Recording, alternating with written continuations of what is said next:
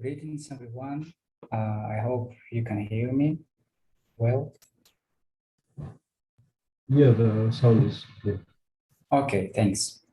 It's nice to see you on our final third day of our winter school. Today we're gonna have our last masterclass, and according to our timetable, firstly let's start with your speak about your last assignment. Here, as I can see, there is Mutayam Hadur, who can answer to your question if you have. I hope you already made the assignment and uploaded to our form. If you're not, please just do it. Anyway, if you can't handle it, if you have a problem, it's necessary to upload at least something. It will help us to work with you guys to understand how maybe hard or difficult the task was. And this feedback will be good for us. So, Mutayam, I hope you're here. I guess we can start with your part. Firstly, please tell me you are welcome. Hello, everybody. Thank you very much, Mikhail, for the introduction. Yes, first of all, thank you all for coming today for our last day in this winter school. And I'm very happy and glad to see a lot of you send the practical task number 2. Most of the answers, if not all of them, are correct. And I'm happy to see that you did this playground stuff to change parameters, to see what the effects on network will happen. I have 2 like big notes. Payal, Had, I wish, yeah, you are here today. You got the best accuracy, but it's a very big network. So we went up from 60 or 70,000 parameters up to 500,000 parameters. But yeah, I should say it's the best performance. It outperforms even our implementation, the second one, upgraded one. So that's great out of you. You used dense wisely, and I'm happy to see that. Also, Surajit Das, you did great job. Basically, a lot of you get like the same or better performance. So thank you very much for your contribution. And about, I get a question also from Bahadra. It's about the batch size number.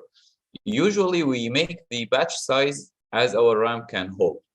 So 128, 256, 512, according to our RAM, how our RAM can hold data.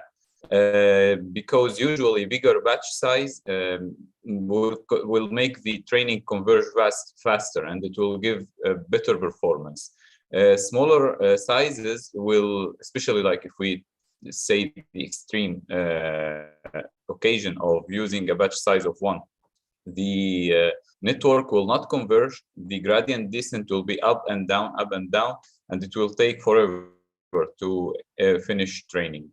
So that's the effect of the hyperparameter of batch size. Thank you very much again, all of you. I'm really happy you did like way better than expected. So thank you again and have a good day. I'm ready to take any questions. A push mean like how many time we will train this network. When you say like, for example, a push 15 or a push 20, it means like you will do a 20 run of training this network. This is the meaning of a push. And also, by the way, you have my email if you need further assistance for submitting your task. If you haven't submitted yet, feel free to contact and I will try to help you.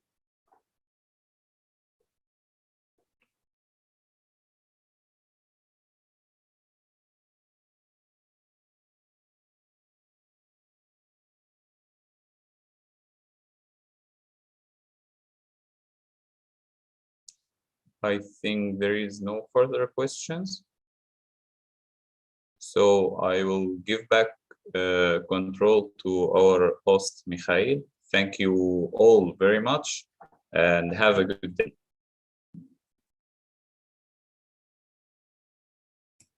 Okay, thank you.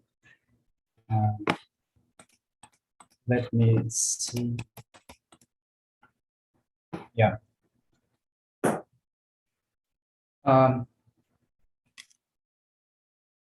Let's continue a bit earlier than our schedule. I think it's not a problem for everyone.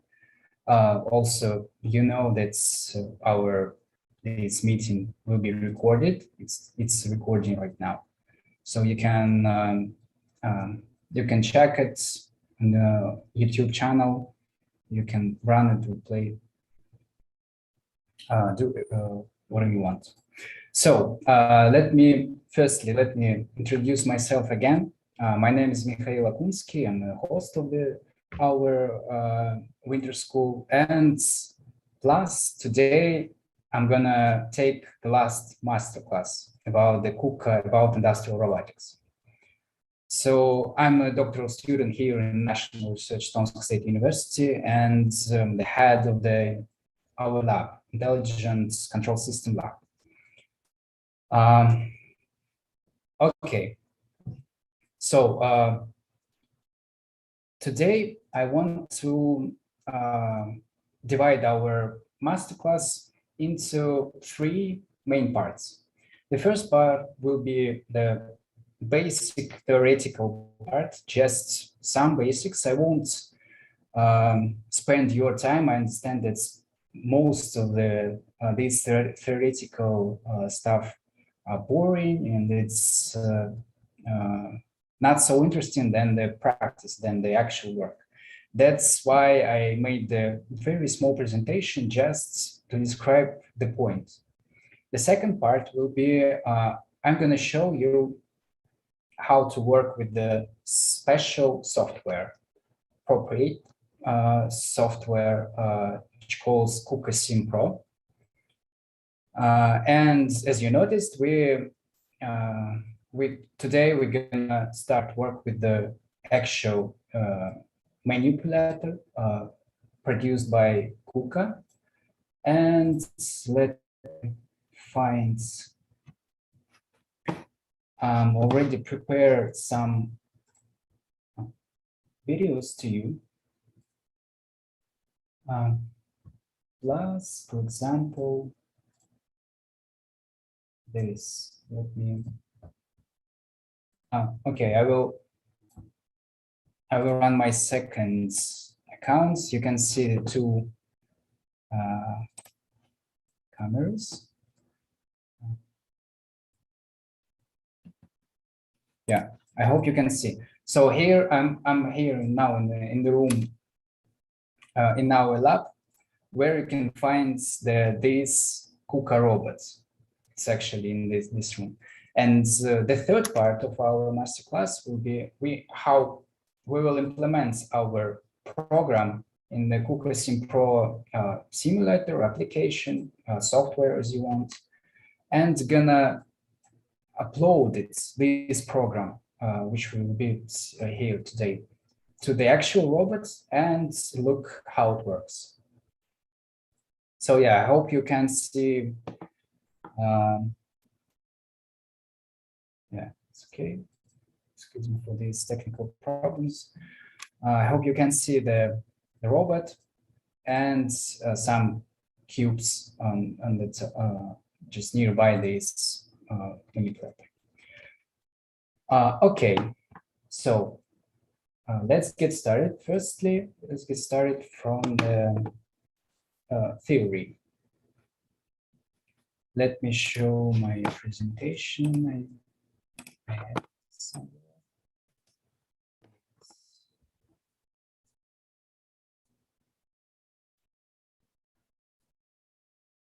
By the way, you are free to ask your questions. You can unmute your mic, or you can write something in chat. And I hope I won't lose any question. even if I lost some, if I ignore one of them, I will try to answer to all of your questions after our masterclass. Okay, let me share my screen. Let me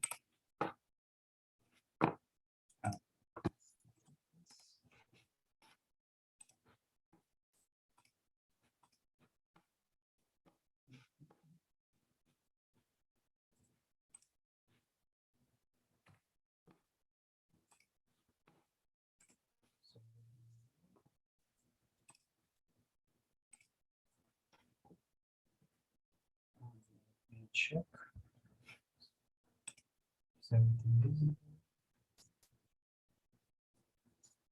Okay, nice. So yeah, today is the topic industrial robotics and industrial automation processes by using Kuka Sim Pro application. Firstly, I want to speak a bit. Let me turn off my camera. It's not necessary right now. Yeah. Firstly, we need to know what is the actual industrial robot. So as you can see, industrial robot is a robot system used for manufacturing. I mean, usually industrial robots are automated, programmable, and capable of movement on 3 or more degrees of freedom.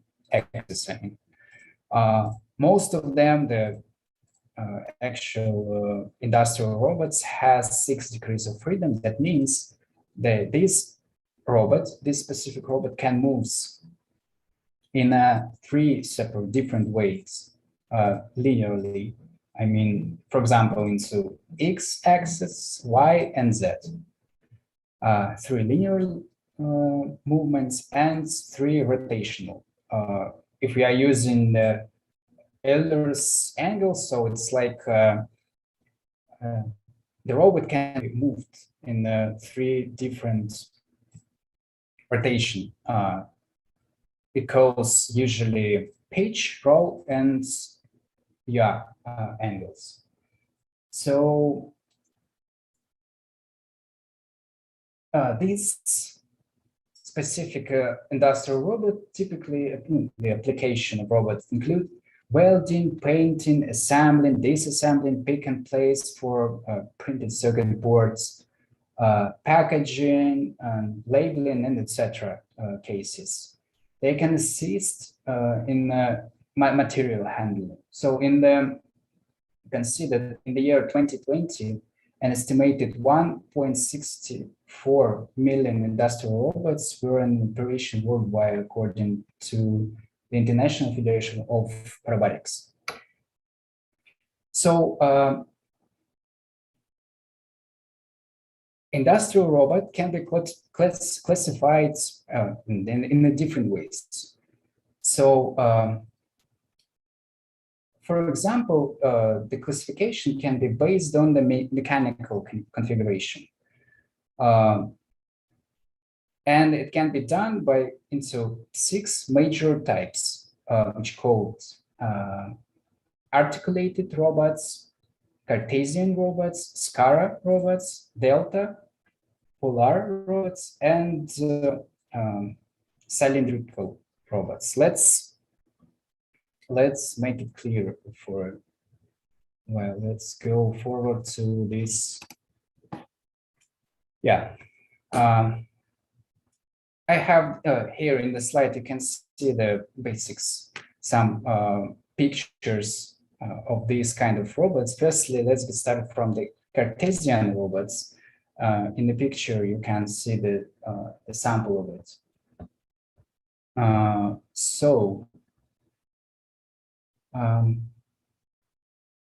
Sorry, yeah. It have a, as you can see, it have a rectangular configuration.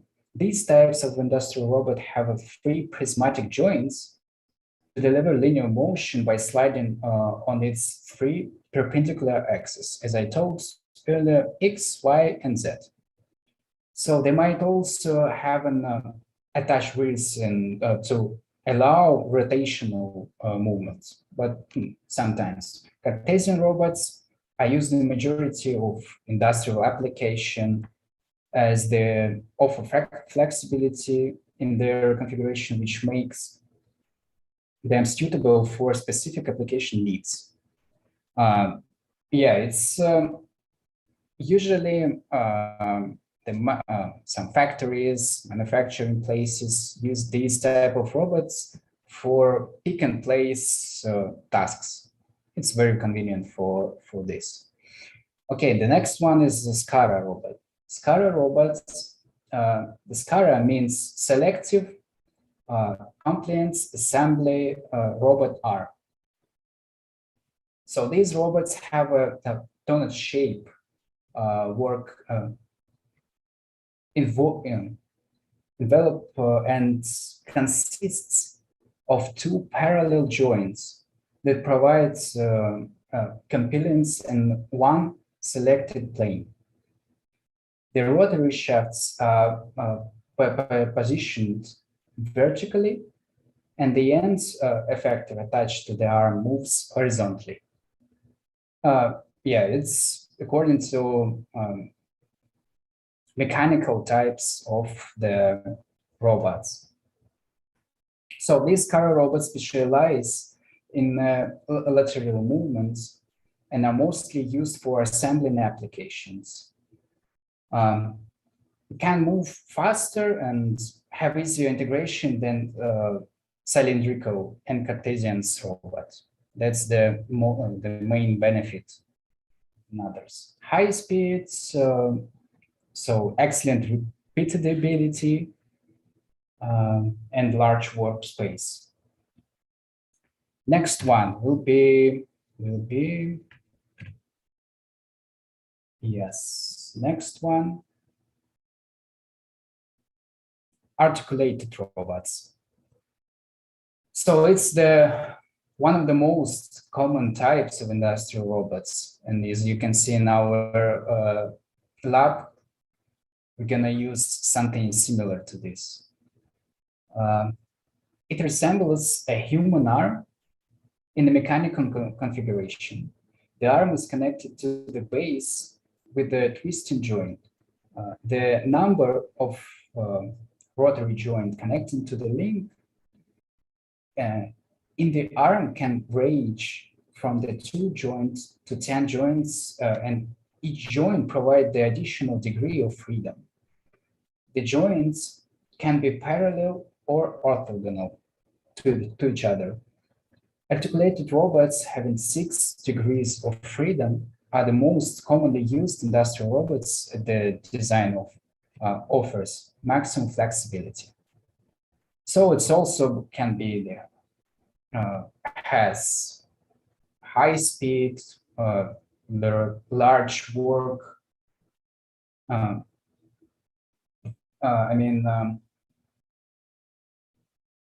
Okay, yeah.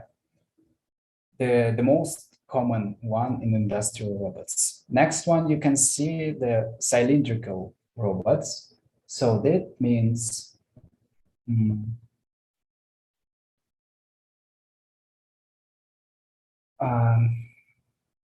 yeah, it's not the usual part, but it has at least one rotary joint at the base and the list of the prismatic joint connecting the links. Excuse me. These robots have a cylindrical workspace with the pivoting shaft and the extendable arm, which moves vertically and by sliding. It's just another type of robot which can be used in some specific way. The main advantage can be, you can notice that it's a simple operation and installation, so that it has minimal assembling parts. And by the way, it can lift very hard, very large payloads. Okay, let's go next. The next one is a Delta robot. Delta robots. Also, it calls sorry. It can be called parallel link robots. It consists of the parallel joints linkages connected to with the common base, owing to direct control of each joint over the end effector. The positioning of the end effector can be controlled easily with the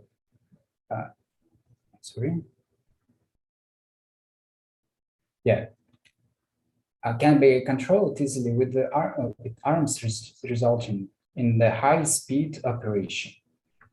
Delta robots have a dome-shaped work envelope. So these kind of robots are generally used for fast pick and place or product transfer in application. It's very convenient. I guess this is the main advantage of this kind of robot is the speed of it. And you can see the Polar robot. It's something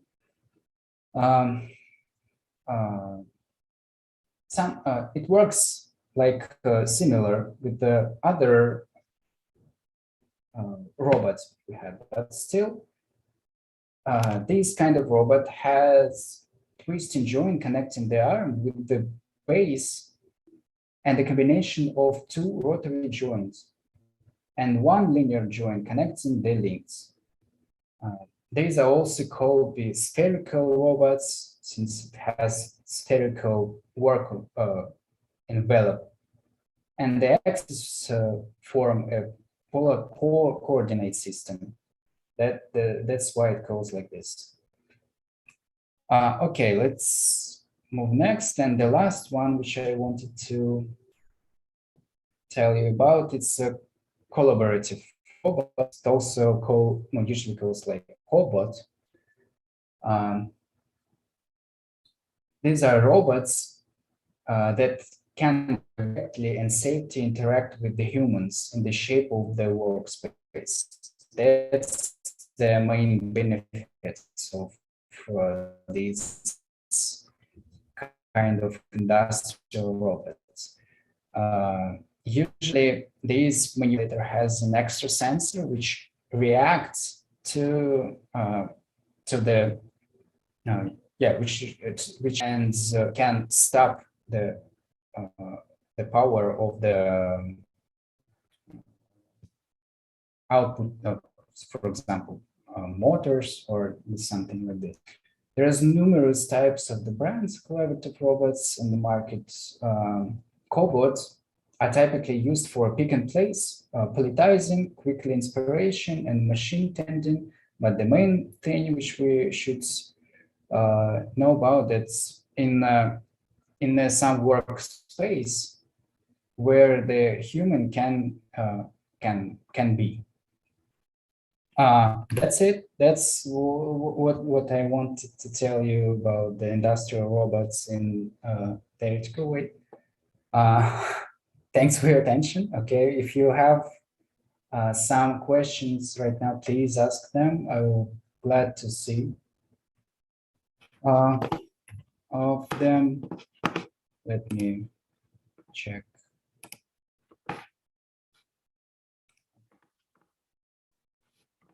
Yeah. Yeah, here. Okay, there is no question. Okay, I guess we can continue. Yeah. Can we write a program by specifying the movement and what do you mean by specifying?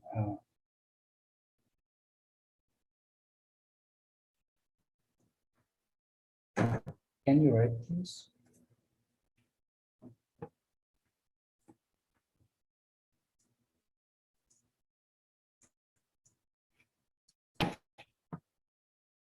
And now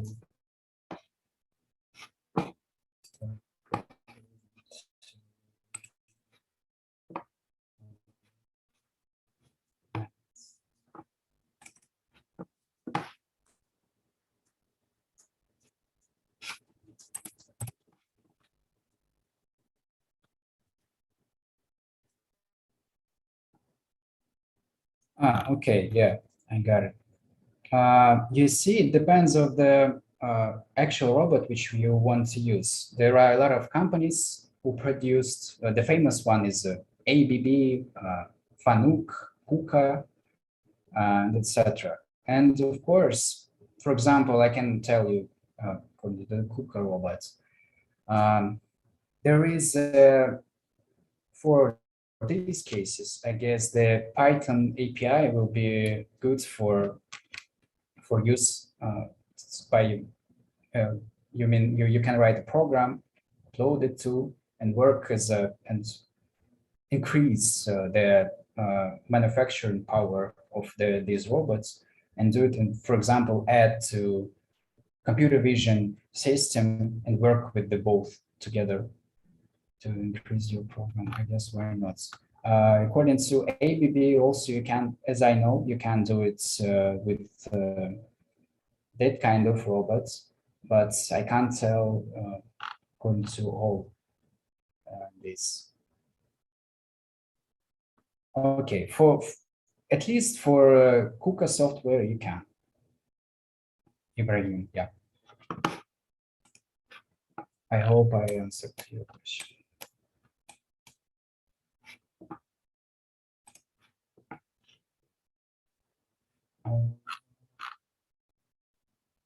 Okay.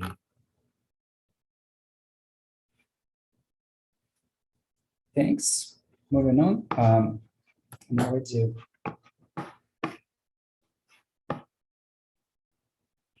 run the application. Yeah, I'm gonna start it.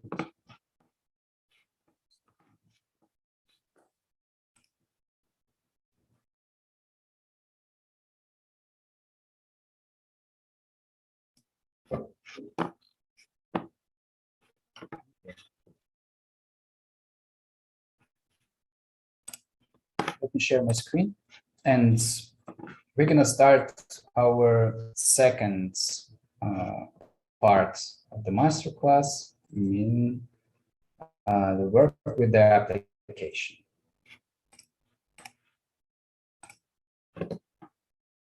Okay, I hope you can see my screen. Yeah, you can see.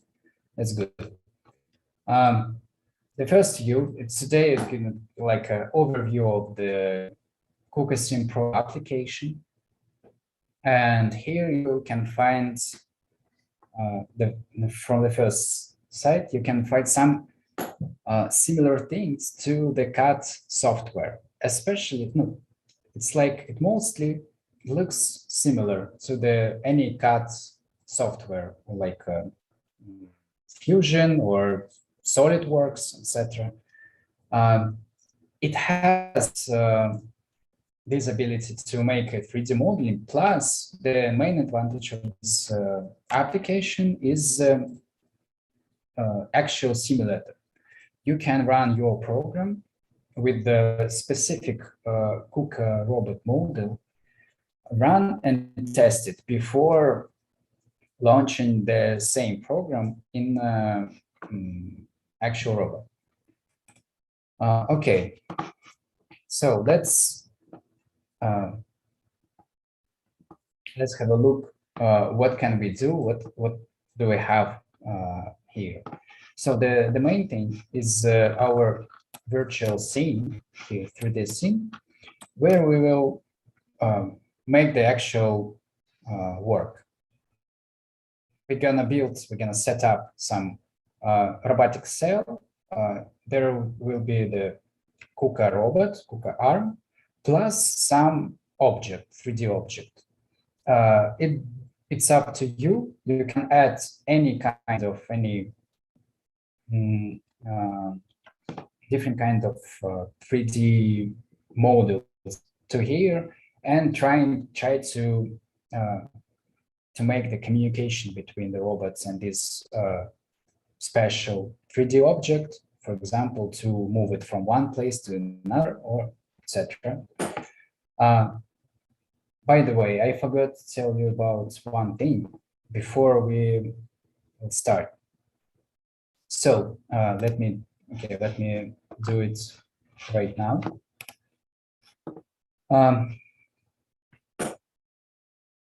Lucky you, today you won't have any assignments. You won't have any homework.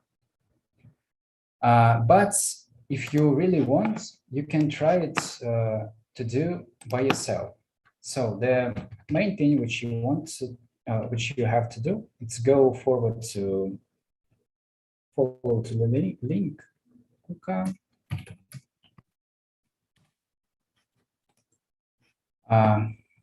To download the application and try to build something if you want by yourself. Let me find it.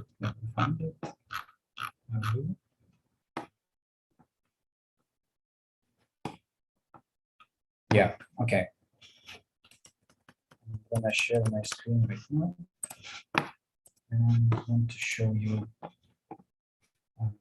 what you should do if you really want to work here. Now I'm on the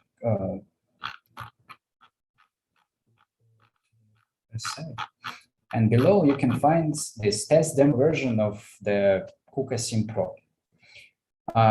There is one main thing. So probably when you'll try to log in, please, here they'll ask your email and password, and probably the email should be like a corporate. If your study somewhere, you can use your university's mail and try to download the application from the official site. Or there is the second variant. I have the image in my computer and I can share with you via Google Drive. You can download the zip file, install it into your machine, and choose 14 trial version of it. And you'll have 14 days to make something. For example, to repeat the part which I will show you today, if you want. And yeah, okay, I showed you. And later you can send your work to me. I will leave again my contacts. I will leave my mail. You can send your file to me, and if you want, I can run your program into the our program set and send you the feedback. What happened with the robot. And yeah, by the way, in this masterclass, I will tell you which specific CADs models I'm gonna use, and if you want, I can send it to you, and you can work with them also. Okay, I guess this is clear. It's not your assignment, just for fun. Okay, now we can start. Again, I'm showing to you the main window of the Kuka Sim Pro. And let's have a look. What can we do here? Firstly, in the home folder, there is a window where you can find, it calls e-catalog, and you can find predefined models of robots, some extra stuff, just manipulator, mobile robots. Basically, everything is produced by Kuka, of course, but you can use it and you can work with it here in this simulator. Let's try something. Okay, well, here I have a Kuka Sim library here, and there are a lot of folders which I can click and find something useful for me. Okay, heavy duty something. And there is a lot of models of the real Kuka arms. Okay, for example, I want to use this. I don't know why. Why not? I want to use these robots. I can click on it and go to here. Okay, now I hit here. You can find and you can work with this heavy duty, I would say, robots. Okay, then there are a lot of extra stuff for simulation for making your robotic cell. Okay, cobots, which I told you about, something like this, also produced by Kuka company. It's a bit smaller than that guy, but still. Okay, so now we know that we have a lot of, we have a list of robots, we have a list of some 3D objects and models, and we can do something with it. The second folder is modeling. First one usually uses for making the home position, just collects each object which you want, just to prepare your environment.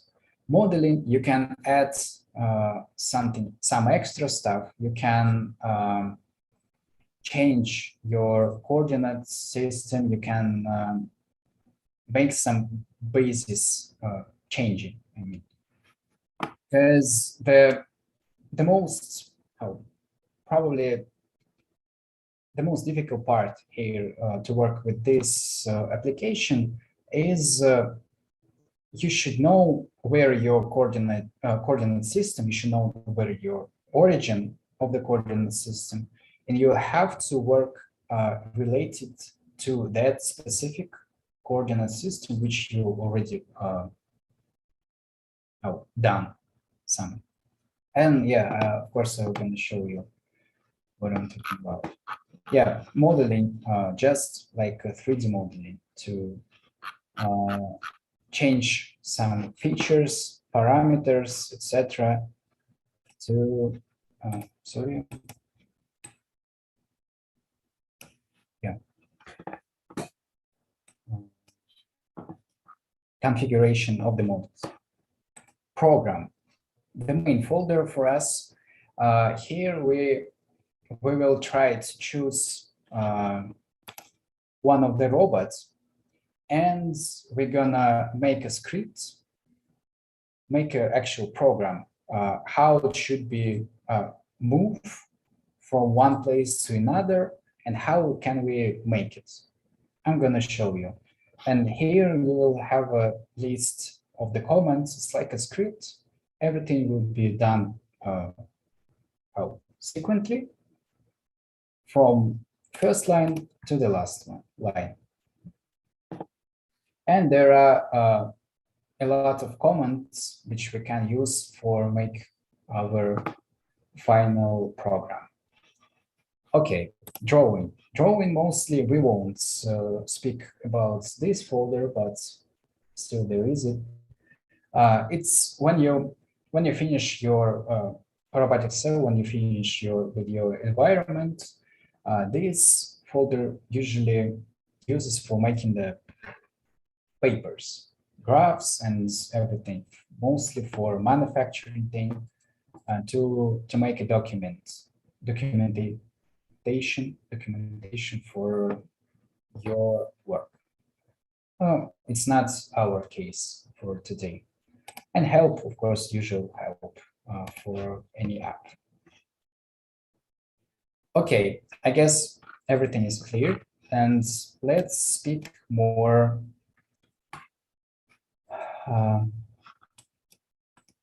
in a real way. Okay, Firstly, I want you to show the model, the 3D virtual model of our Kuka robots, and we're gonna work with this because it's more convenient. If we'll do something here, it will be easily transferred to our actual bot. But by the way, I prepared a couple program to use it and to show you bot. Okay, firstly, let me find our bot. As I remember, Kyle, something like this, Kyle 9 or 6.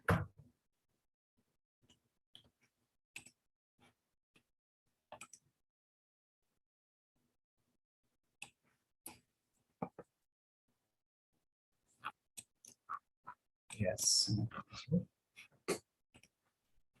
Yeah. The name of this bot is KR6R900, the second one. Okay, and what can we see? As I told you earlier, this kind of industrial robot has 6 joints, and plus it has 6 degrees of freedom. That means it can be moved linearly to each position via axis X, Y, and Z, and it can be rotated through each rotation angle. For each one, yeah. Like pitch, roll, and yaw. And here we can find these joints. The first one is here. It can be rotated through the Z-axis. Second one is here. The third one, fourth. I hope you can see the fifth one. And here, just before the creeper. Yeah, about the creeper, there is no one. There is no creeper right now because usually the robots produced in this way, and you have to order or have to do the gripper by yourself because probably the work which you want to make, it's something unique, and you need some specific the specific actuator to work with some small object or large object and something. That's why I'm gonna upload our model and work with our teas, which we have here in our lab. Okay, let me show you. Let me show you this folder. About the configuration, about this stuff. Firstly, I want to notice that here, you can see the values of the coordinates X, Y, and Z. And there are 3 variants of the coordinates related to something: word, parent, and object. That means, so for example, now it's select word, and each coordinate system will be based on a world coordinate system. Means it's related to the world coordinate system. To make it easier, we can leave it as a word, but in some cases, it's more convenient to use other options to make a coordinate system with something related to object, for example. But okay, and below you can see the coordinates of Z, X-axis, Y, and Z. Let's try to change it, and let's try to set 0 to everything. And we're gonna see what does it mean, the word coordinate system. Okay, now here I can see, what can I see? Minus 5,000 something something, 0, 0, 0. And now our robot just in the middle of the workspace. Okay, I guess it's clear. By the way, everything which we're gonna set today and change the values of something, the sizes and everything will be that we're gonna use millimeters. So we're gonna set this type of values. Okay. So unselect it again, and let's have a look on these values A, B, C. This means others. So we already know that the first 3 degrees, movement linear via x-axis, y-axis, and z, we can change. And also we can rotate it according to the home position, according to the coordinate system, which based here in the beginning of the robot. We can rotate it in 3 different ways. Let's see. So now we can see A, B, and C, and everything is equal to 0. Let's make A 90. You can see that it rotates to 90 degrees into what? Counterclockwise way. Let's go back.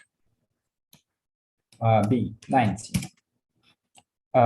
Another degree of freedom, and we can rotate. Okay, there is no to leave it like this, of course, but we can do it.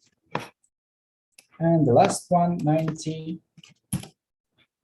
You can see that it was rotated in a different way, in a different time. Okay, nice. We're gonna use it in a bit different way, but it's good to know that we can do it here in this simulation.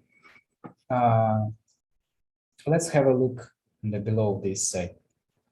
We have a name, material, we have some features of visibility and something. It's not a big deal, but the important part is here. We have 6 values, A1, 2, 3, 4, 5, and A6. Remember, I told you about the joints of the industrial robot. So that means A1, A2, and etc. It's related to each joint, which I told you earlier. So A1 is here, and let me show you. So now you can see that. Sorry. Now you can see that A1 is equal to 0. Is no sense. There is no sense for us right now, but let's change it, for example, to 90. And you can see that robot was rotated to 90 degrees clockwise way, and the base of robot is in the same way. Yeah, it didn't rotate. So now we can see that this joint is A1. Let's try A2. Now we have minus 90. Let's set, for example, 0. Yeah, you can see here was the location, the position is changed. This we have the A2 joint. Let's move back. A3. Yeah, probably it's this joint. Yeah, we can see. We can move it. For example, 45 degrees. It's not a big deal. A4 it was 0. Yeah, can rotate it here in another axis. Let's say A4. A5. Sorry. Yeah, minus 0, 0. And the sixth one probably won't be visible because it's just like it's here, but you can see. Okay, yeah, the last joint was joined to 90 degrees. Let me tell you about this tube. So we're gonna work with the gripper, and gripper consists of two parts, and it can be it looks like, yeah, the arm like this, and it can be in two different. It has two abilities, two fixed states, can be opened and can be closed. To do this, we're gonna use air, no, this pressured air, and this tube it's it's necessary to actuate this prepper, and it can be controlled by air by using this specific tube that it's a part of the robot. And here we also it's visible. You can see. Maybe I can show you right now. So yeah, it's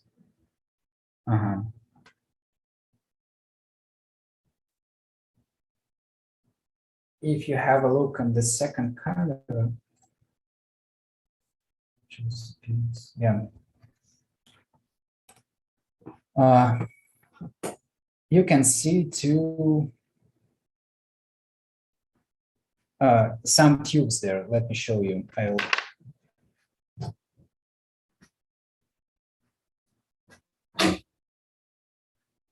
Yeah, it's somewhere here.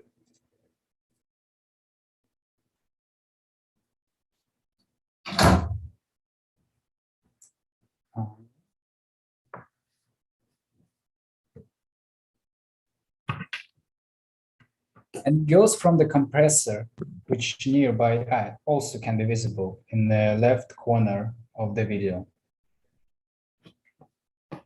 Okay. Going there. Sorry.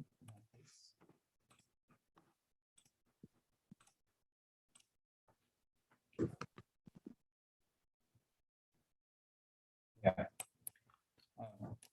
Okay, now we know that we have 6 joints and we can do something with this. Firstly, let's take some gripper and let's see how the actual robot can be look like. I want to use firstly something from e-catalog gripper. Yeah, now here I have college gripper. Okay, why not? To attach the gripper to the robot arm, it's enough to just take it and go forward to the attachment point, and that's it. Let me. And now here you can find the gripper and these two parts of the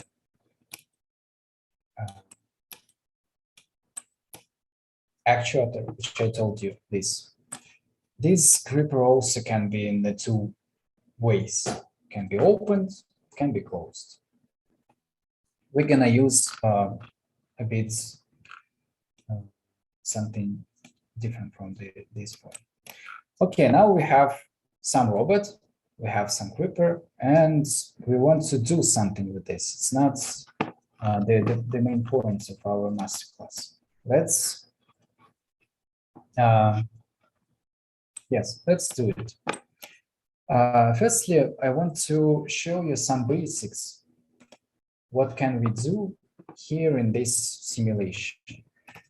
In this folder, there are a lot of simple objects, 3D objects, which can we use for our purposes. For example, block. Let's take block as usual. It's pretty big for us.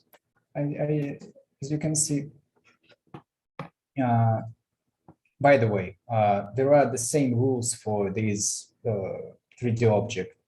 You can change X, Y, Z coordinates.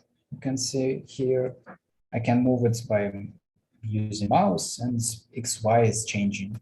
And I can rotate it by a whole different, how to say, axis, rotation axis, angles. But yeah, also it's there is no sense. Firstly, let's make it less. Here I have the length, width, and height of the object. And as I told you earlier, everything in millimeters. So now it's the size 1 to 1 meter. But for us, it will be enough, for example, 40 millimeters, 40 and 40.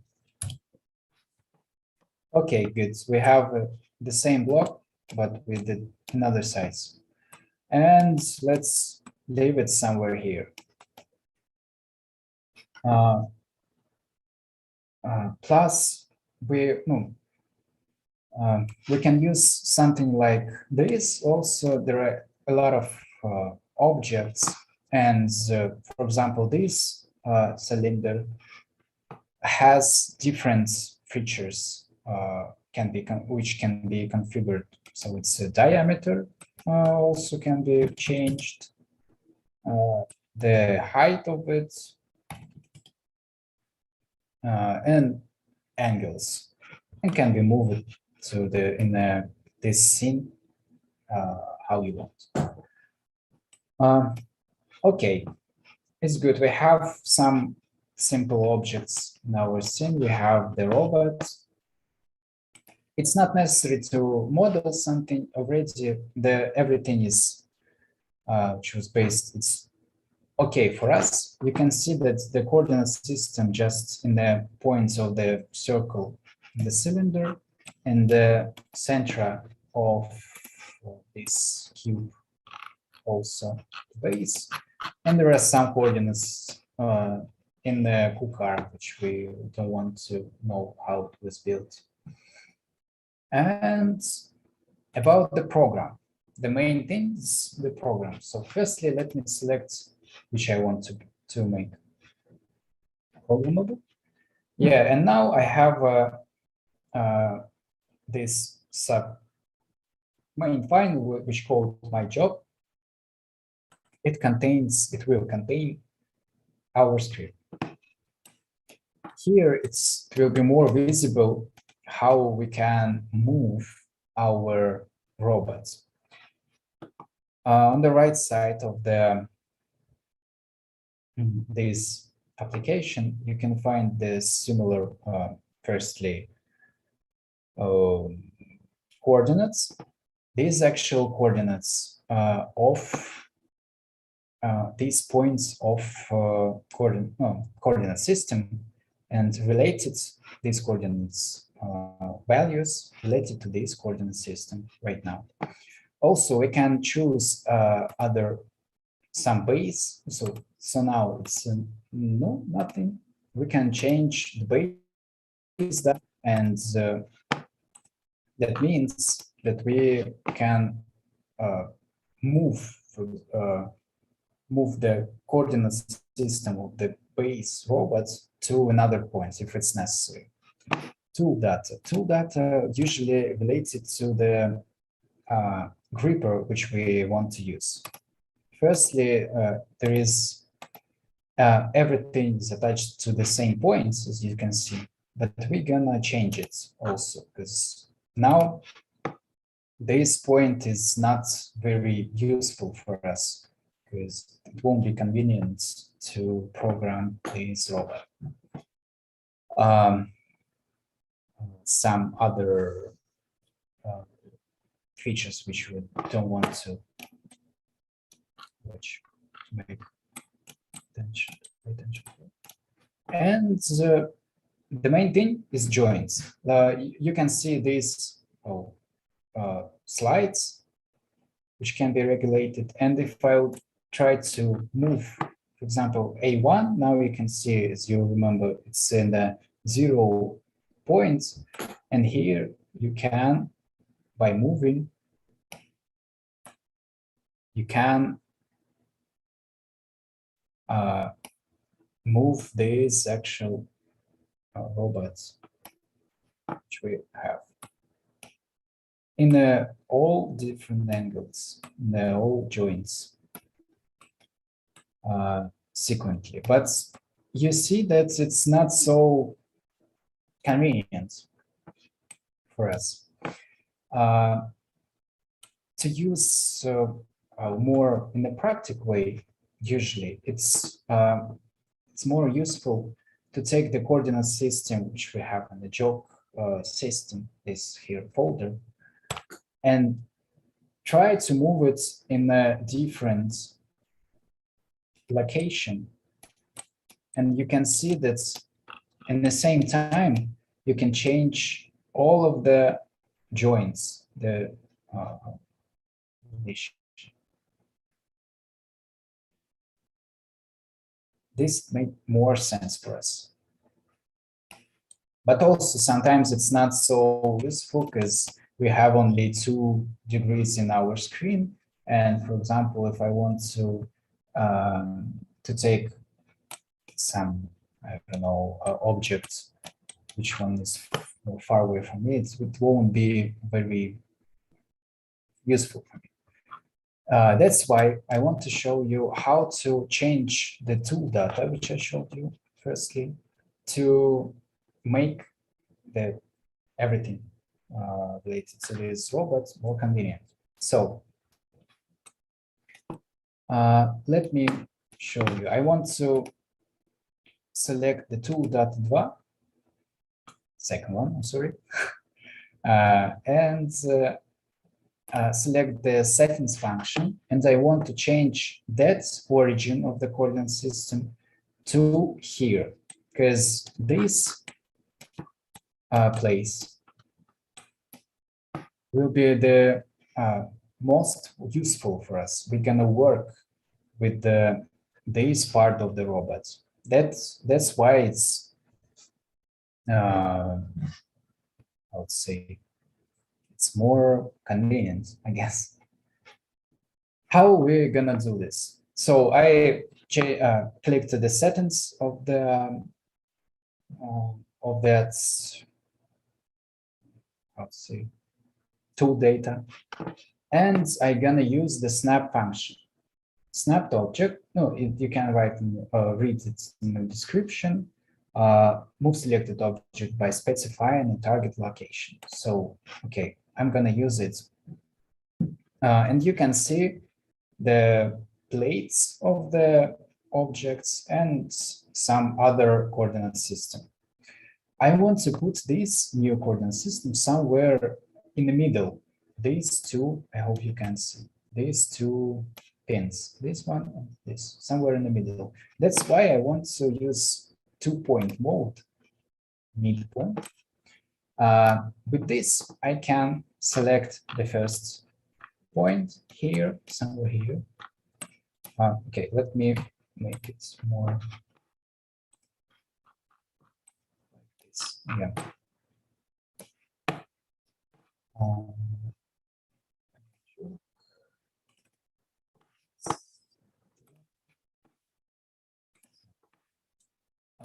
2-point mode.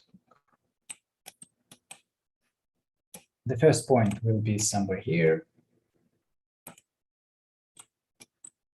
Second one, somewhere here.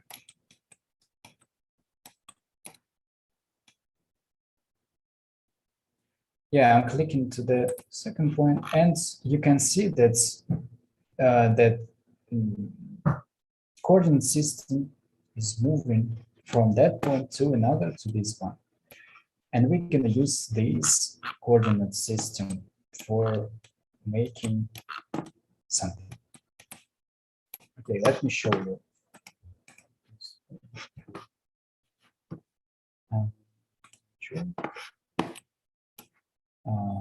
Again, I should do this. And now I can take this specific point and go to any way where I want. There is some issue. Yeah.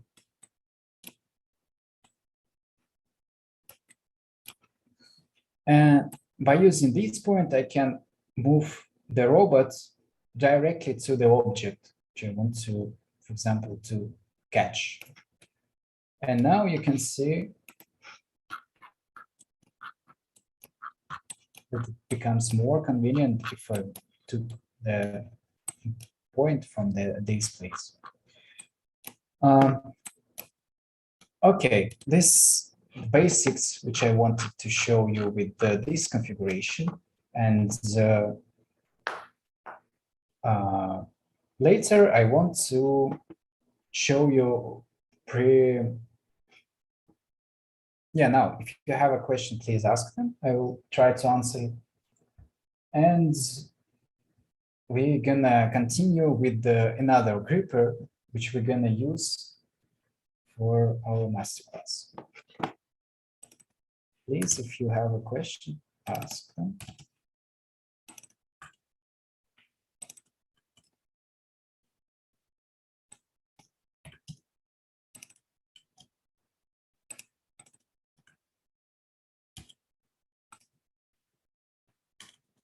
No questions?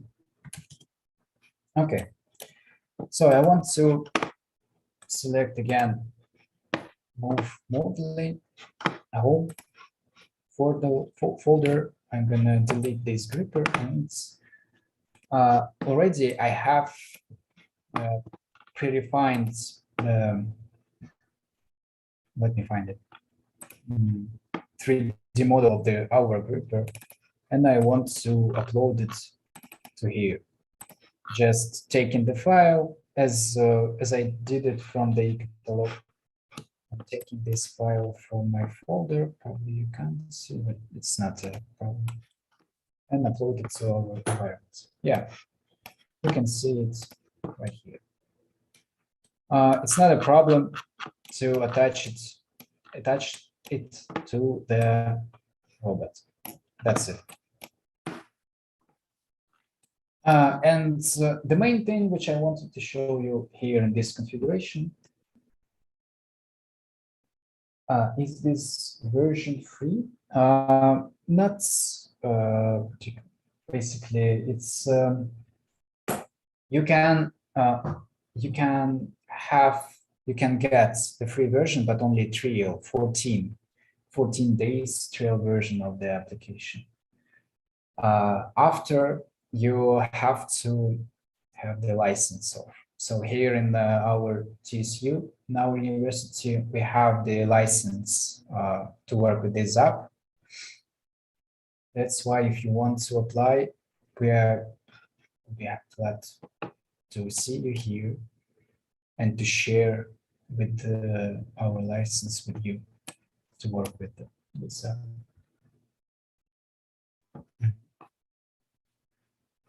Okay, what I wanted to do. So firstly, again, I want to change the coordinate system as I did it earlier. Select the program.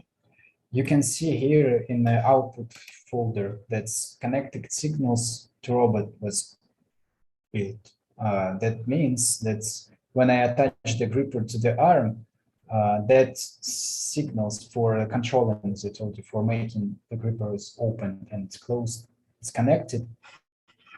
And I'm going to use it also.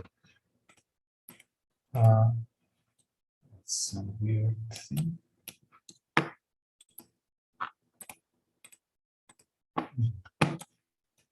Again, I have this coordinate system. I changed the second one to here, but now I want to change it according to our base group.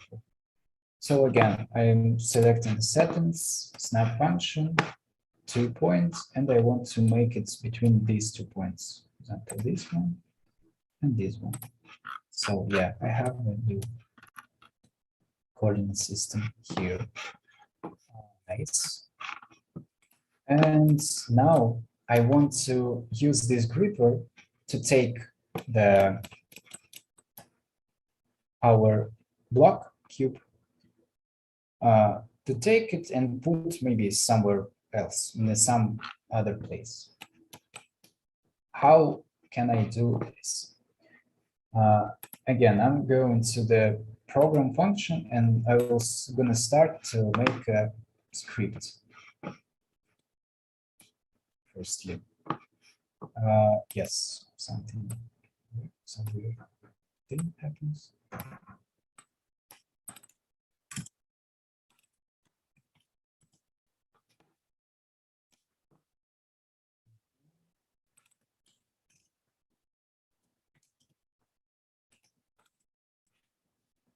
Okay,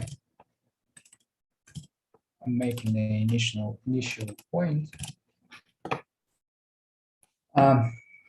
The first thing which I want to save is the home position. This will be my home position of the robot. To make it, I'm just clicking on the PTP home command. PTP means point to point. PTP commands, you can see the line of this command, and also there is statement properties which can be changed. For example, here in this command, you can change the velocity for reach this final point. Okay, we saved it. And now I want to make the movement from this point to somewhere nearby the cube. How can I do this? Yeah, it's easy. So I'm going to use, again, I'm going to use the snap function, but according to our robot. I'm using snap, and you already see that the gripper was selected. And I'm going to this cube and trying to align our robot with this cube. And you can see the some part of it. Okay, I want to use 1 point volt for this, and also I can change the approach axis. For example, now it's plus Z. For example, if I change it to minus Z, you can see this configuration. It probably won't be acceptable.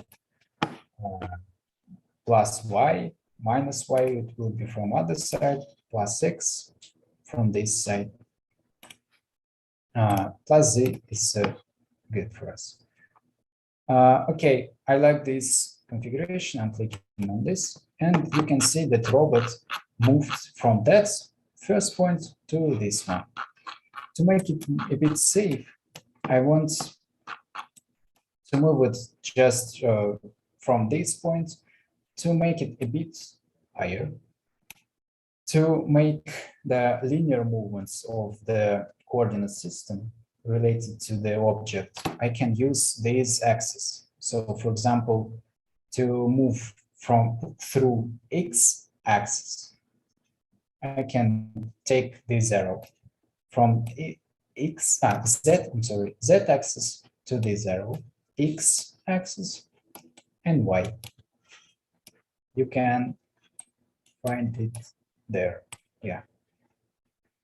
By the way, you can use and move the gripper by using not only one axis, but two in the one time. I mean, according to the plates. So it's intuitively can be understandable. Like this, and rotates it also. Everything is very convenient, and you don't need to think about the joint, how to move one joint to make the movement from another. Just think about what you want to do, what you really want to change in your problem. Let's come back. Again, snap function to, I'm sorry, I need to change that. Yeah, snap function to here. Okay, I want to move a bit higher. I'll tell you later why. And I want to save this movement from one to another. And just click, it's enough if you click this add PTP comment. It means you adding the point-to-point comment, and it says here you have the actual movement. You have 2 points. The first one is a home, the second one somewhere nearby the cube. Also, let's have a look to the statements of these comments. And here you can change the velocity, the acceleration of these parameter, these movements in the percent. So 100, now it's 100% velocity and acceleration, and we can leave it like this. And what can we do? So let's have a look how it will be look like in the simulation. Here we have the simulation panel where we can run our script, our program. Now I'm resetting the program and want to start start the simulation. Firstly, I need to generate machine data to it's the usual thing, and then can play. And you can see how the robot move from one point to another. That's it. Also, if you want the line, the trajectory of the end of the gripper can be visible. You can select it here, and I hope you can see this thin blue line from one point to another, and you can predict the trajectory of the movement if it's necessary. Not predict, no, yeah, to see. Okay, we already made the one thing, one moment. But now I want to work with the grouper. I want to open it, move a bit, how to say, down, close the gripper and take it up. So to do this, also I have to use another commands here. It calls out command, and I have to select it twice. Let me tell you why. So for this out command, it can take it can be in two values. It uses bool logic, and it can be true or false. To control this specific gripper, we have to send two signals in the same time, but with the opposite values. So, for example, here I have out one, state true.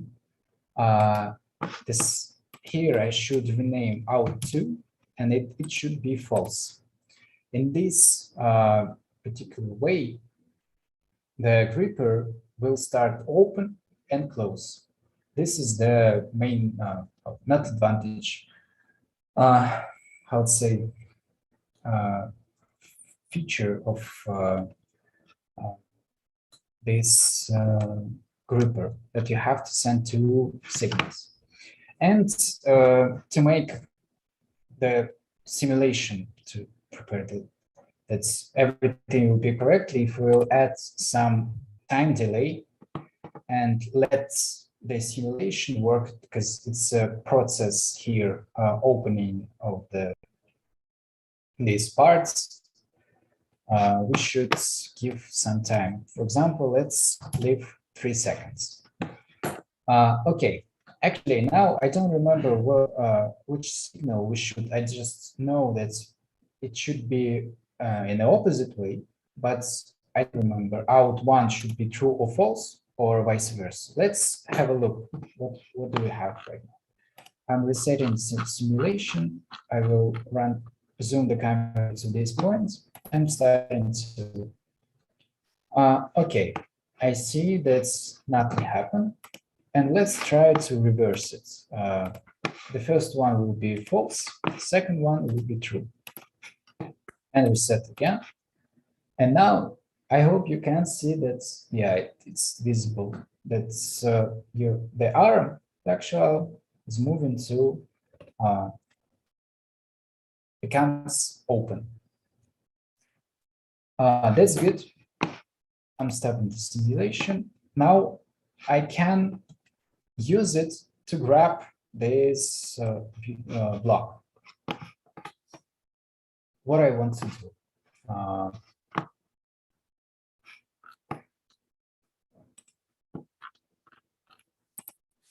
Yeah. Okay.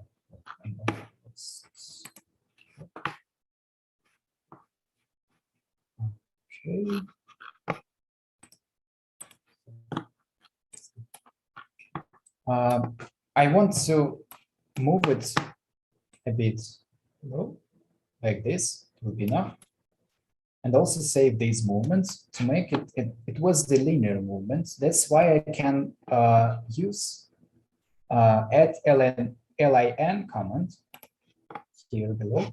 And you can see that it was saved. And to close the grouper, it's enough to duplicate these three comments, move it to here, and change the values of the outputs from false to true, from true to false. And let's have a look. What do we have? It's opening, goes down, it's closing. Okay, the simulation here is not very good. It's not very accurate. Sometimes, even now, I don't know, sometimes there are problems with the simulation. That's now you can see that the cube is grabbed and is catched. And it's quite logical to assume that you will take it. But sometimes in the simulation, there is a problem, but we know now we will see what's going on. And now what I want to do, I want to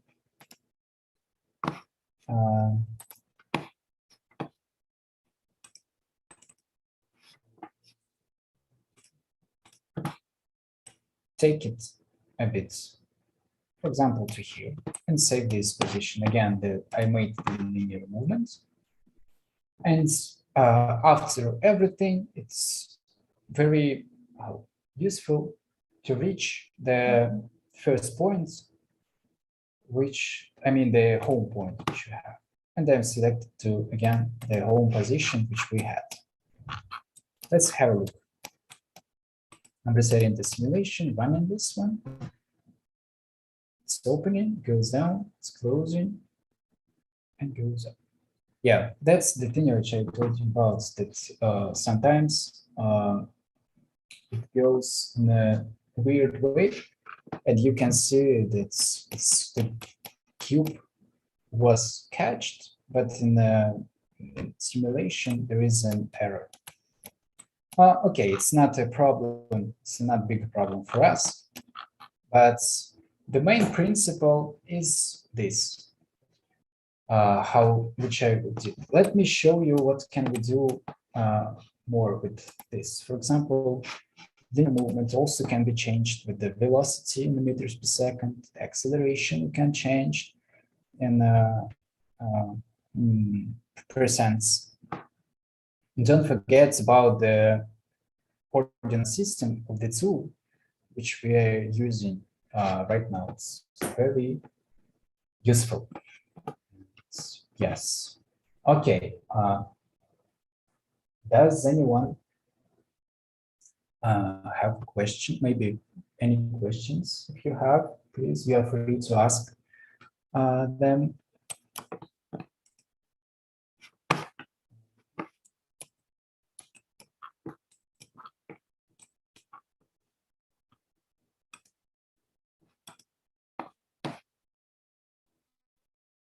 Okay, let's see, there is no question. Let me show you another movement that we can do. For example,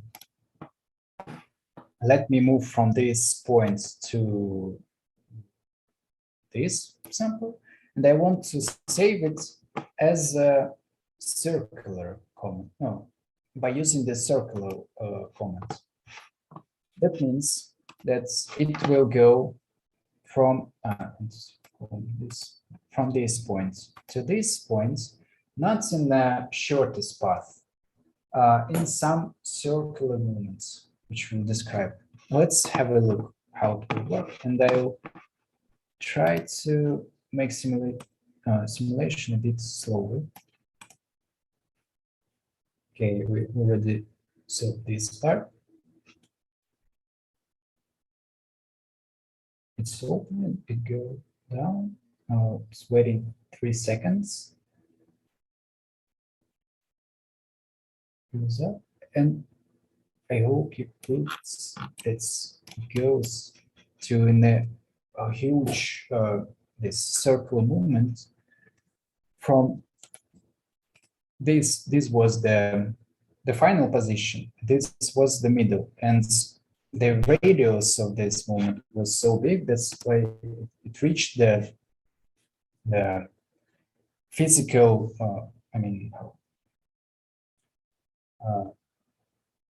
It's starting to reach the position which can't be reached by this robot.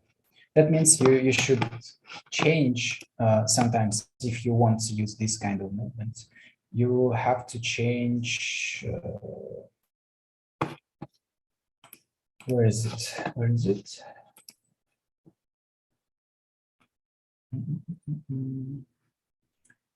Sorry, I'm starting to circle type path-based path. It can be how to say.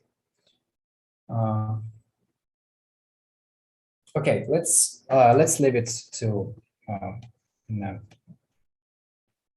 bits. Let's speak about this bits later. For us, for today's class, it's not necessary to use especially these kind of movements, but okay, if you want, so I'll tell you. And that's it. So let me show you. I want to run another already built cell,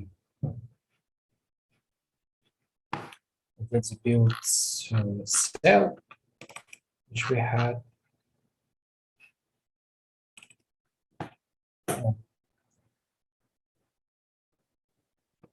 I will share my screen.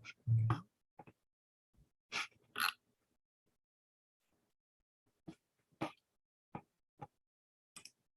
Yeah, it's loading.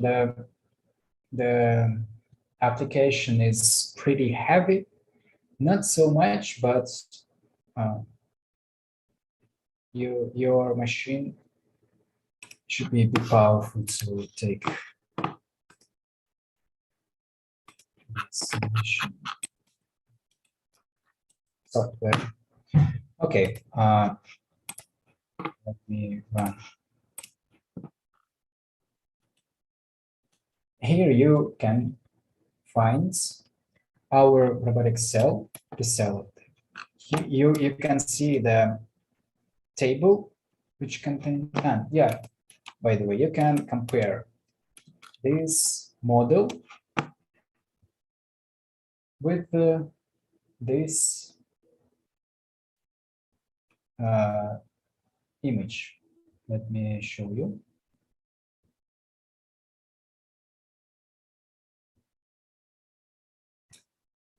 Yes, they are pretty similar. I can tell you that they are the same. It's like a digital twin, something. I hope you can see. Yes.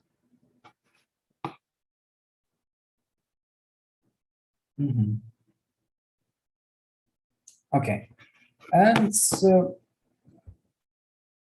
sorry, some technical problems.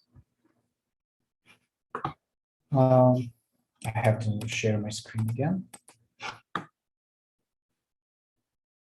Oh, I guess you can't. Or no, you can see.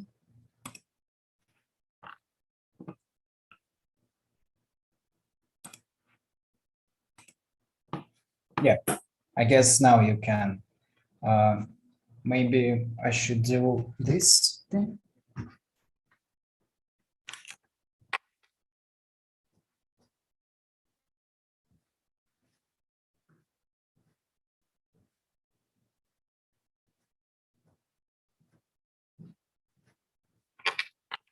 Okay. And by the way, I have an image from inside of this cell, but yeah, I will tune it a bit. No problem.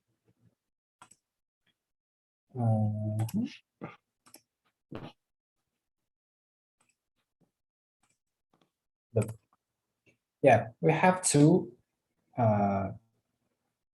views of the same cell.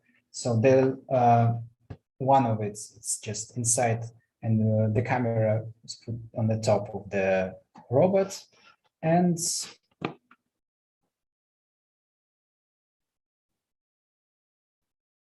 the right one, you can see the another view of the real robots. Let me tune it a bit. Probably it's not so good. It's visible. It's good.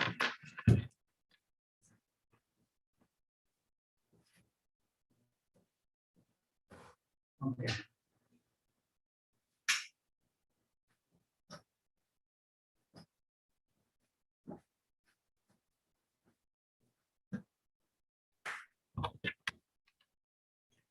Oh, I guess it becomes the same, but oh, okay. So we will have a brick, and after this, I will tune and make it more pretty.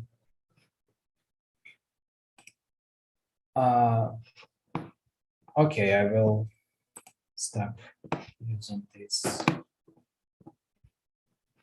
video. I'm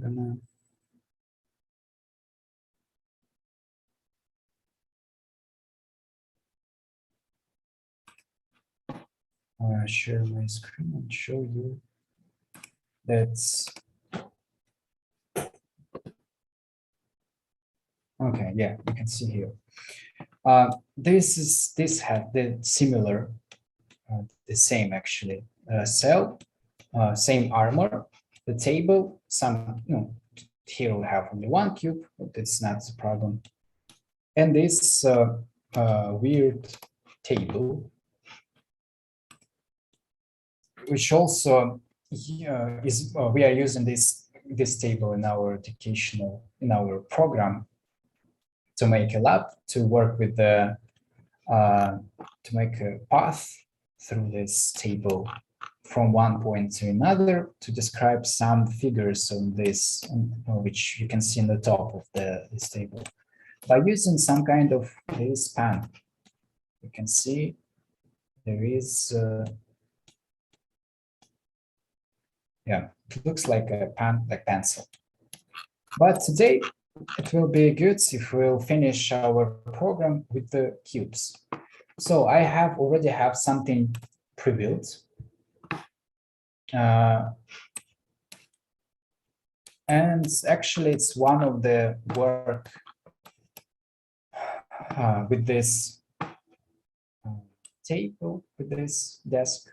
Let me show you how it can be done in the final way. So I'm using the same robot in some different ways, in a different environment. I mean, but the point is the same. So the robot is opening the gripper. It's taking something like, now it's a pan, closing the gripper, and going through from the one point from that place to another, and trying to describe some predefined path.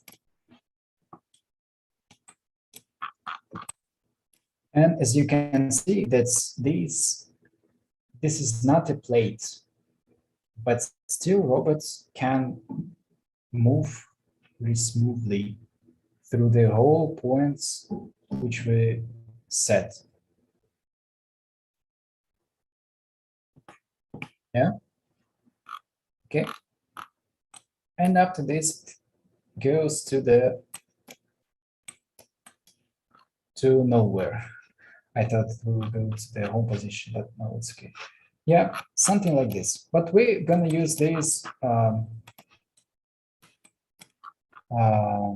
cube holder tools. You can see there in our real case, and these cubes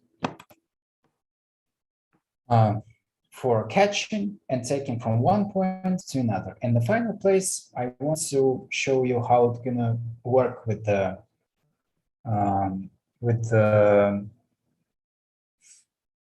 in simulation. And the second thing is how it's gonna work in the real robot. Okay, from this, let's have a 5-7 minutes break.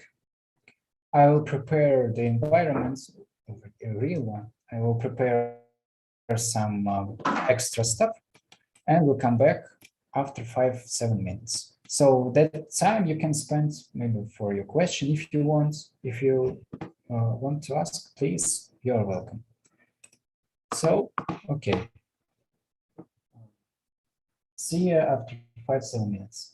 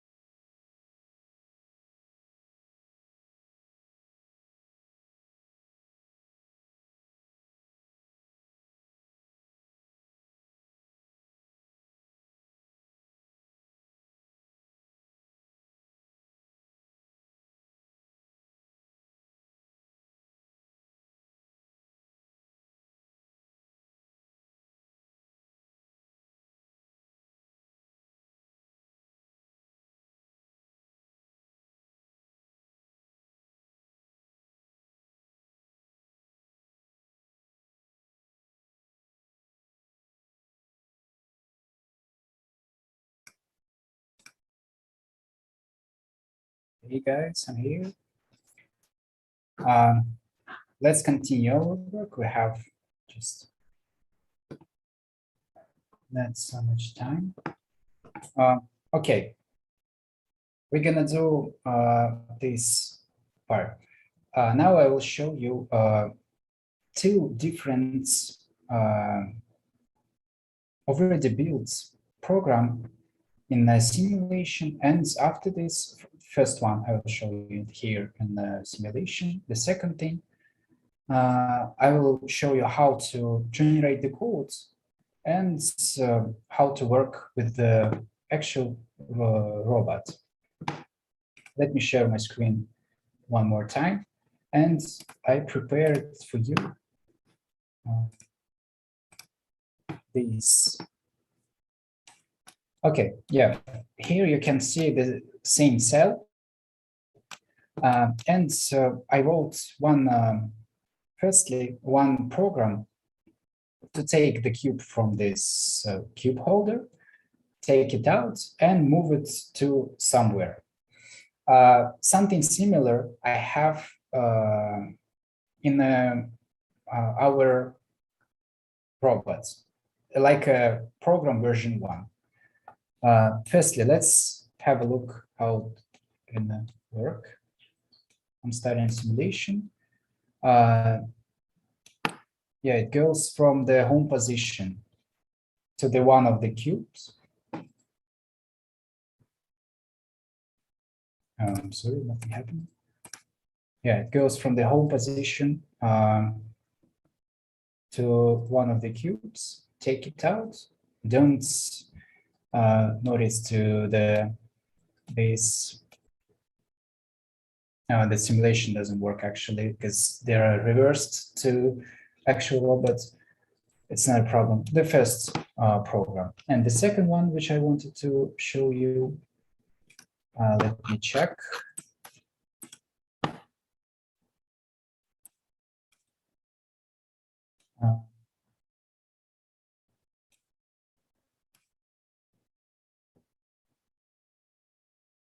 Yes, I have. Okay, I will share my screen again. Something similar, but in a scale way. Yeah, I want to make the tower by using these cubes. And I will gonna show you how I did it step by step there. So firstly, in the real one, there was a program for taking one cube, grabbing it, take it out and open the creeper, just falling down, and that's it. And after this, I'm scaling to the whole 6 cubes to making a tower. Each cube will be placed on the top of the previous one. Yeah, I guess you already got it. How it's gonna work, and like this. And after this goes to the home position again. Okay, so I upload these programs to controller of the Kuka robots a bit earlier.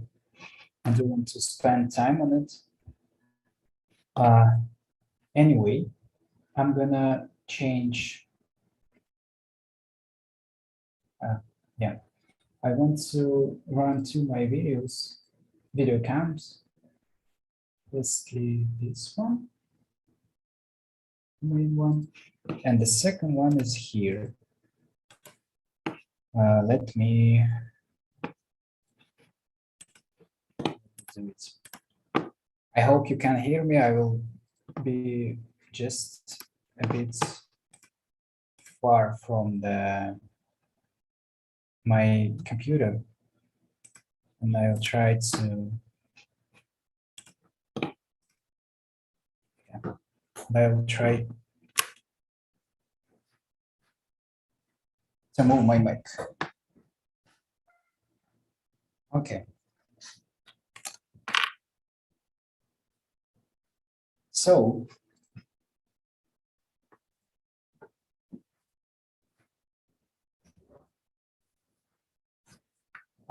firstly, I forgot to, I'm sorry, there's some problems too. I forgot to show you now the control panel for the controlling for manage the robot. It looks like this. Yeah. Mm-hmm. Can you hear me from this point? Okay, it's good. So and by using this control panel, I'm gonna tune and upload I already did it, upload the program to our robot. I won't show you how to do this. It's not the big deal. It's just copying the file from the simulator to and download to our this robot. But let me run the first test program which I built. It should do like this. It should do this thing. Go to the first, cube, the first cube. Grab it, take it out, and open the gripper. It should fall down. So to do this, any program which you want to test firstly, we should do in a manually. No, you should do it manually. So that means I set the lowest speed of a robot, and I should press some buttons to make the test run. After this, if everything is okay, nothing is there is no obstacles between one point to another for the robot. If everything's fine, I can run the automated mode. It should be much faster than the manual mode. Okay, now speaking, let's try. So I'm going to do it not so fast. Let's have a look. Okay. Yeah, it's starting to go. I hope you can see it from the both cameras. It's going to the first cube, aligned itself, close the gripper, going out, and take it out. After this, it should go to the home position.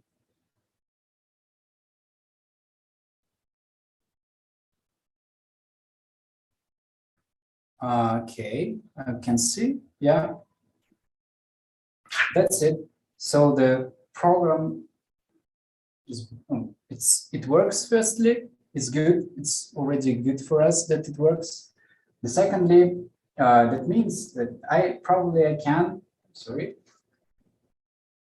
Yeah, probably I can run the auto mode, but I will do it with the different program, which a bit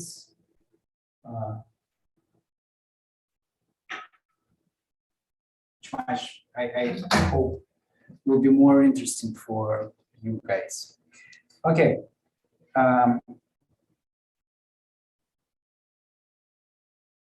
So I want to run the program which will make a tower, which I spoke about earlier.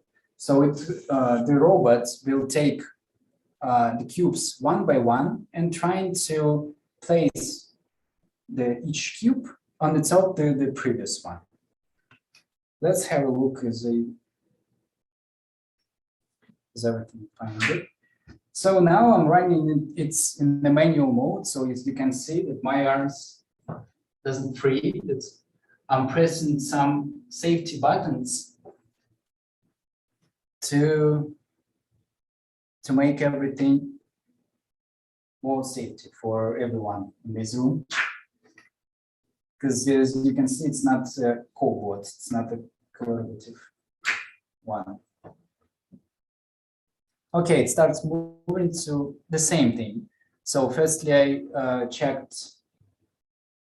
made the program only with the one cube. So now I just scale it to others and find the place for each cube. So it's taking the first one. I guess we can do it a bit faster. Now you can see the maximum speed of the manual mode. It's so slow because you understand that it might contain some mistakes, some errors, and it will be not so good if we will damage something. It's too expensive for us. By the way, it's go into the second cube. And trying to, I hope, yeah, you can see. It's good. Second one.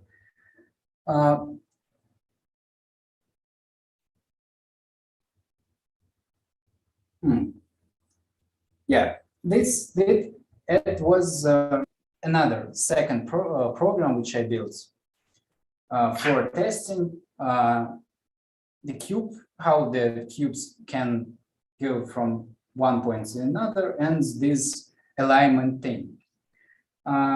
It works, but it can be better. I guess there is problems with the, I would say, calibration of the level, the robots. By the way, in the end, I want to show you. One moment, please. Where is it?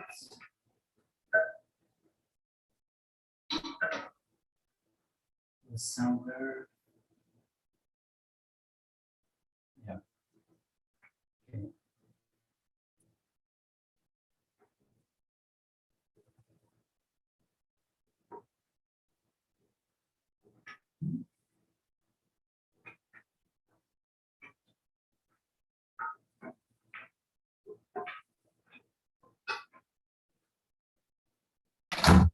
Okay, we already made the test for one cube, for two cubes, and let's do it for the whole tower. As I remember, this one, yeah, and unfortunately, we should wait is this not so high speed.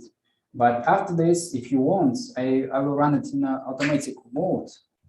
My hands will be free, and you're gonna notice that how fast this robot can be.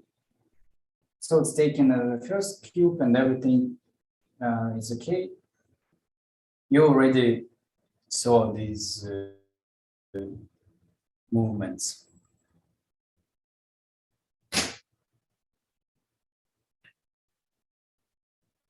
As you can see, I made the program is like this. That's when the robot is making its move cube from one point to another to the top of the table.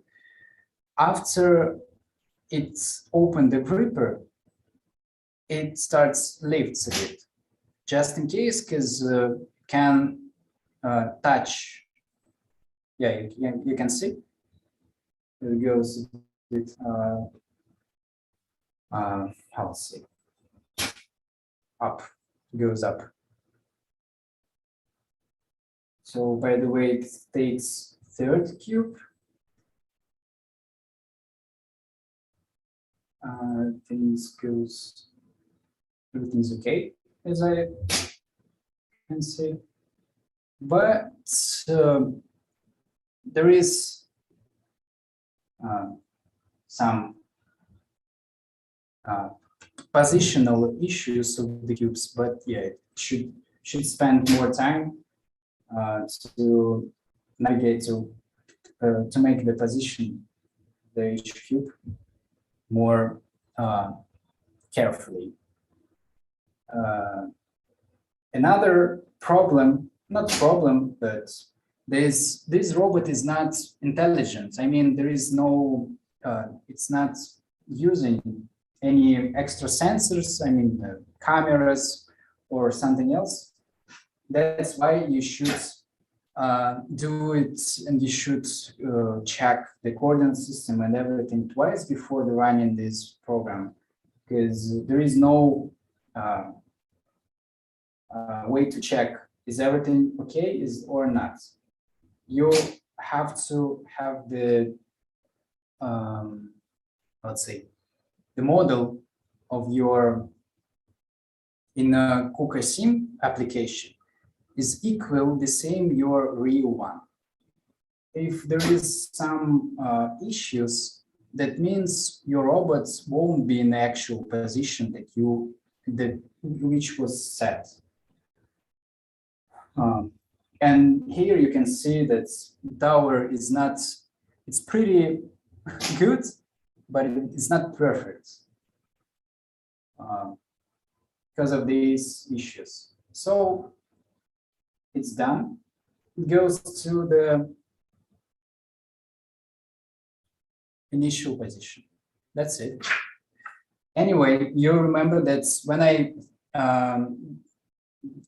told you to use delay function, delay commands in the Kuka Sim software, it's only necessary for application. It's not necessary for real robot, because as you noticed, I guess, for a gripper, there is only two states, opened and closed. There is no middle states. And it's not necessary to wait some time to make the opening function and close. Now I'm going to show you the same program with the delays. So it has 3 seconds for after each taking the cube and opening, but in automatic mode. Okay, let me.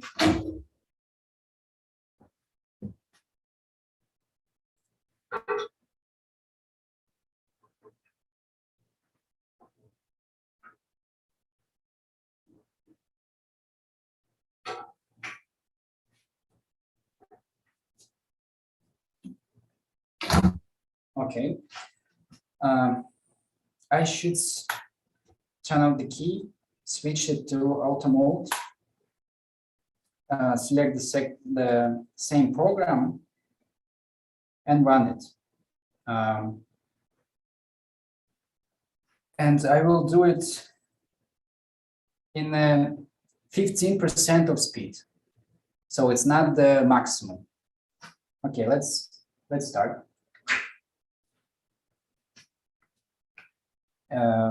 It's reaching the home position. It takes some time, but after this,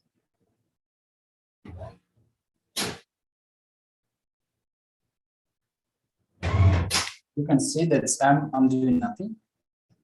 Everything is okay.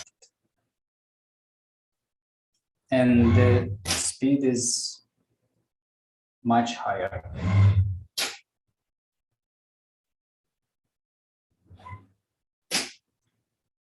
After each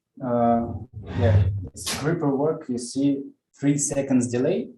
And after this, I want to show you how it works without delay.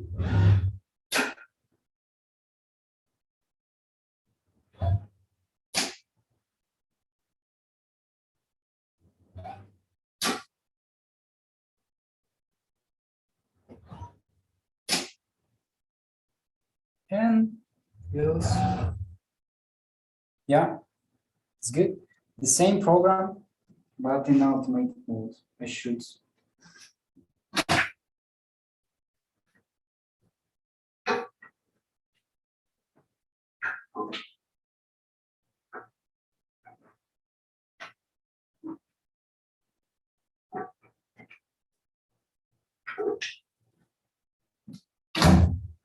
Okay, and let's do the final thing. I will run the same program, actually the same, but without any delays in auto mode. Let's do it firstly in the 15% of speed, because it's good to be here. Sorry. So yeah, I need to do some preparation stuff. Yeah, okay. Interrupt mode. And I hope this program was that thing shades correct. Okay, same thing without delays.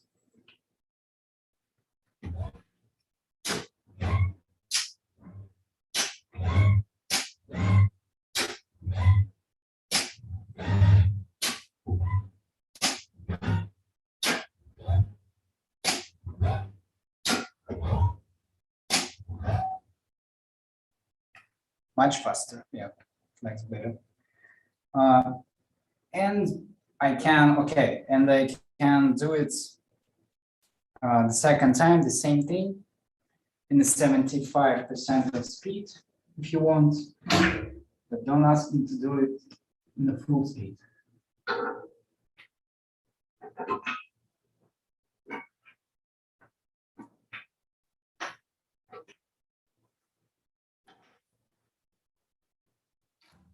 Okay.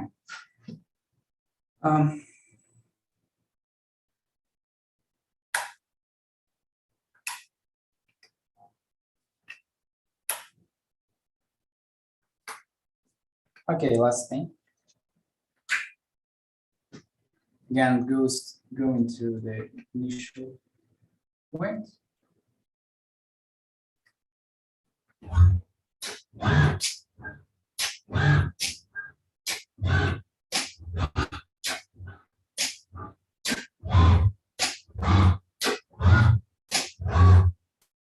As accurate as it was. Nice, that's it. So only, yeah, another one point which I wanted to tell you but forgot. So this panel also can be used for manual mode. So there is controller here, and there is plus and minuses, and you can see as you, I hope you can. There is it's written A1, 2, 3, 4, and etc. On the top, on the other side of this panel, there is a key buttons, save buttons. I should press it to make unblocked. I don't know this over. So I'm pressing one of these buttons, and I can use this controller to not manipulate to work in a handle mode. House menu. There is a. It takes some time to use to, but you can also see the same thing which we already did, but in Kuka Sim. The same thing you can be controlled by your hands.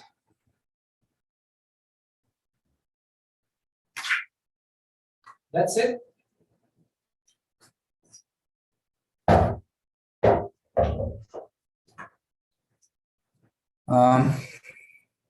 Let me have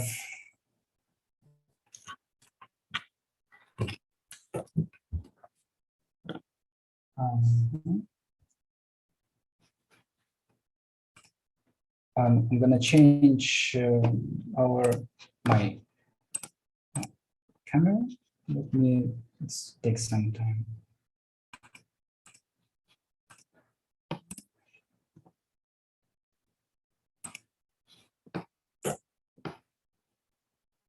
Yeah, hello guys again.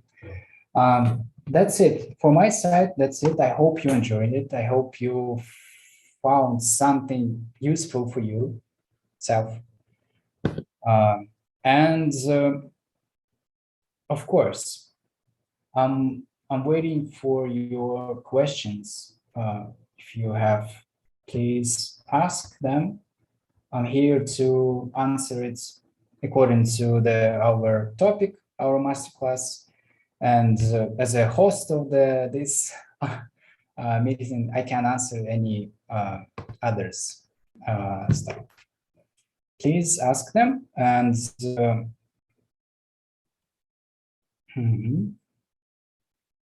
let me find one.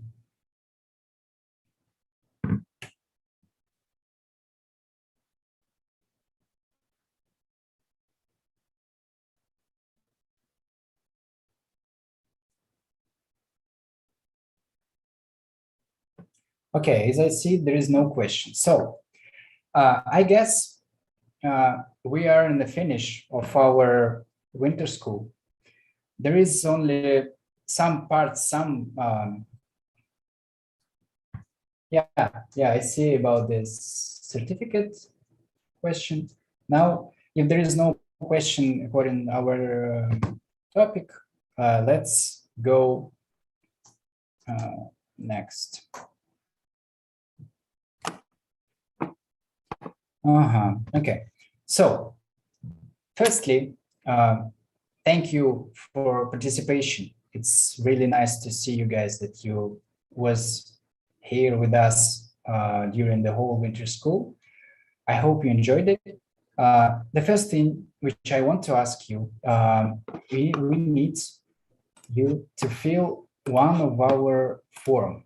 Also, let me show you. For getting to certificate, there is some formal parts. Firstly, you should upload your homework according to the first and the second master classes. Yeah, I will share my screen again.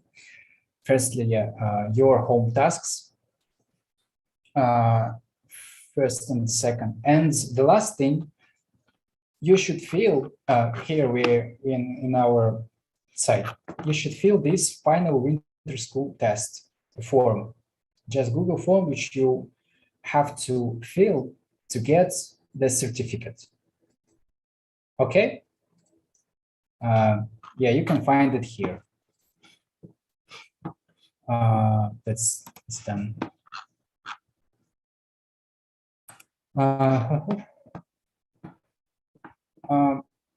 Yeah, it's a pretty simple, just formality. That's you should fill it. There you should take. No, you can open and you will find it. There is nothing difficult for you. There is definitely not. Yeah, but you'll have to do it if you want to have the certificate. Okay, let me remind you again. Your tasks, these final tests, and that's it. That's it. According to the tasks, so today we had the final day of our winter school. You won't have any assignments from me. Only if you can contact me also. Let me write my email.